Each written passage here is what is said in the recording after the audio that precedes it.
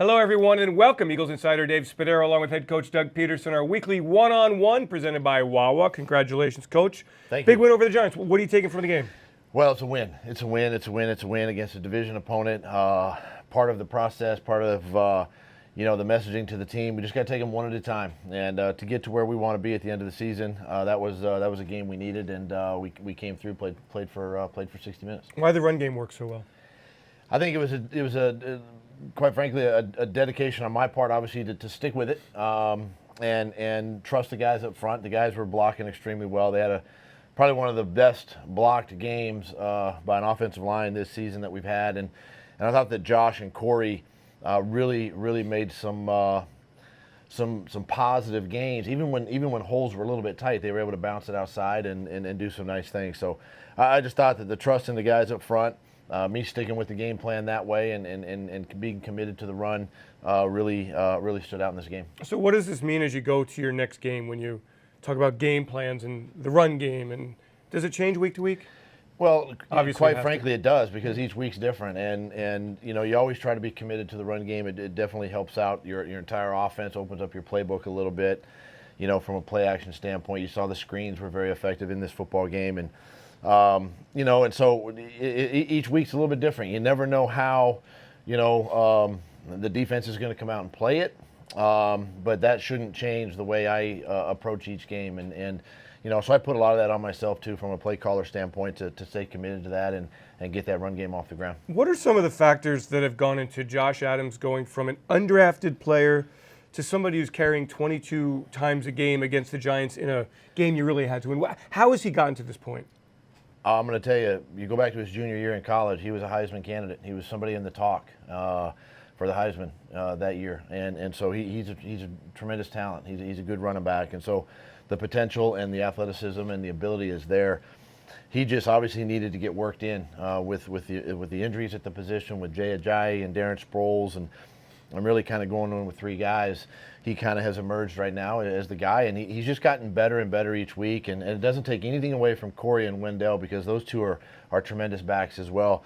I think Josh is just kind of fit into a role, and he doesn't do a ton on special teams where the other two guys do, and so this really frees him up to play more of the running back position and carry more of the load. I just find it interesting that a running back who had Heisman possibilities as a junior does not get drafted and was not on the initial 53-man roster, could have signed on any team, and he's made that climb. It really is such a tiny separation from the top players in the league to those who are trying to make it. It's exactly right, Dave. I mean, you're the last guy kept to the number one guy on your team. There's not a big separation there, other than here's your starter and here's a practice squad player. And it is a credit to Josh too, to his hard work, his dedication to stick with it and to keep fighting, to keep working.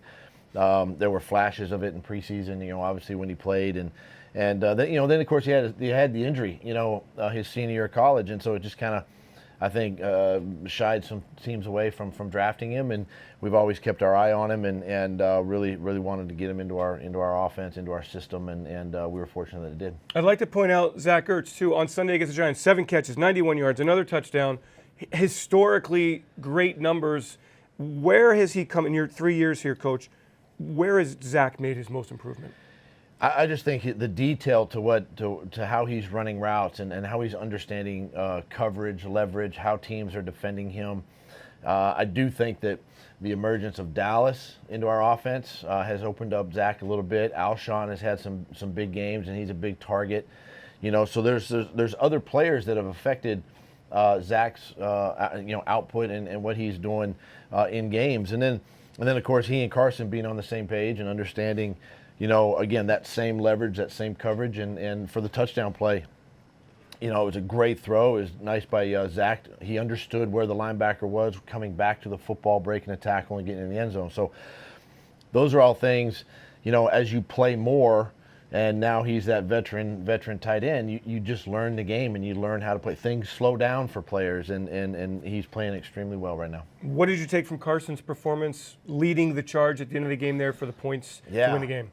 He did some really good things in this football game, made some great throws. He managed the run game extremely well, got us into some run plays that got us into a better play than what I had called, and so he was able to do that, and the touchdown pass obviously there to Zach. Of course, we had the long touchdown run that was negated, but those are all things that he was able to get us in and out of, and it was really good to see that 2 minute to come back from 19-3 and then slowly climb our way back and then eventually go down and win this football game in the fashion that we did.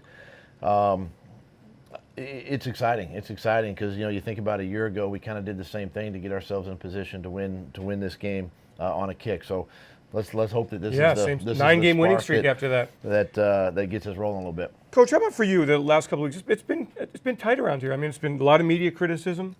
Your approach to that has always been very positive, keeping it that way. Why?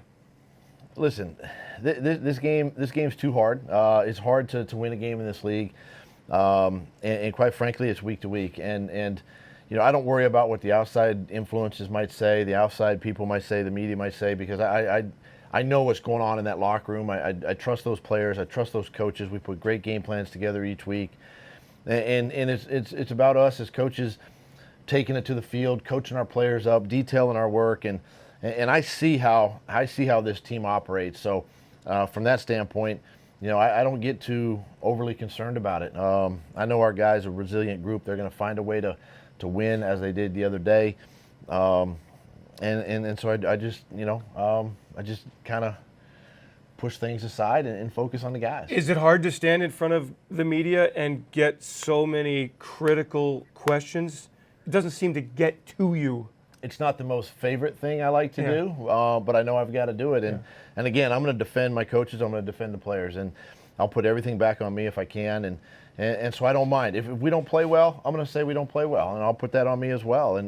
But if we play well, I'm going to put that back on the players because they deserve the credit in those situations. So you take the good with the bad, and we've had a lot of good around here, quite frankly, and now we got to win this week. So maybe they're off my back for a week. The job that Jim Schwartz did, working without Jordan Hicks, working without Avante Maddox, working without starting cornerbacks, as a coach, how much do you admire and appreciate what he did? I think it's tremendous. Sticking with the game plan and really trusting his guys out there, some young players who haven't played a lot, guys that were on our practice squad, quite frankly, who are activated, and a new player off the street in Cravon, and just bringing these guys in and getting them to play. And I think it's a credit, too, to guys like Malcolm and Jordan Hicks and Nigel and the guys that have been playing most recently to help these guys, and keep their nerve level down, keep their confidence level high, and credit Jim and the staff for what they've done and being able to keep it all together. And it's only just begun. The Redskins on Monday night, another NFC East challenge, getting tighter at the top of the division. How are they? As it should. They're going to be coming off a long rest, obviously, playing on Thursday, Thanksgiving, and it's what you want. You're going down the stretch, the last month and a half of the season. Everything's right in front of us. Obviously, we got to take care of business each week, and against another team that is a dangerous football team. They're also in the same kind of situation we are. They're fighting for the NFC East, and as like us and the Cowboys, and we just got to make sure that we come out on top somehow, some way. Monday Night Football, prime time for the Eagles this week against the Washington Redskins. Thanks to Doug Pederson for joining us once again. Our weekly one-on-one presented by Wawa.